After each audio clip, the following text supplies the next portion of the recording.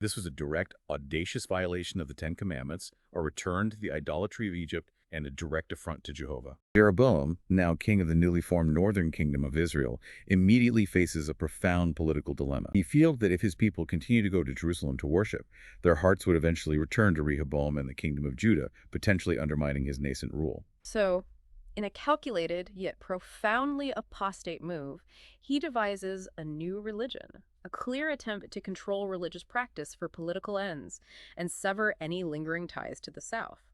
This is his infamous and foundational decision. He makes two golden calves, reminiscent of the sin at Mount Sinai, and brazenly declares, "It is too much for you to go up to Jerusalem. Here is your God, O Israel, who led you up out of Egypt." He places one calf in Bethel, strategically located at the southern end of his territory, and the other in Dan at the northern end, making them accessible alternatives to Jerusalem. This was a direct, audacious violation of the Ten Commandments, a return to the idolatry of Egypt, and a direct affront to Jehovah.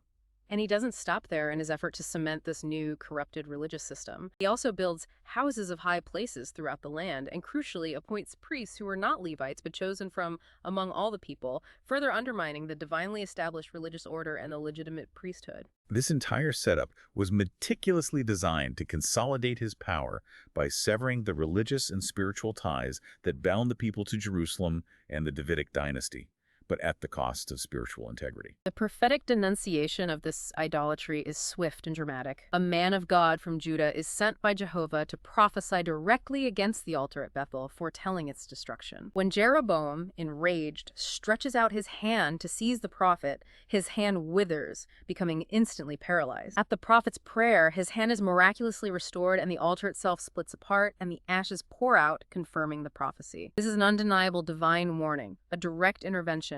Yet Jeroboam tragically does not turn back from his wicked path.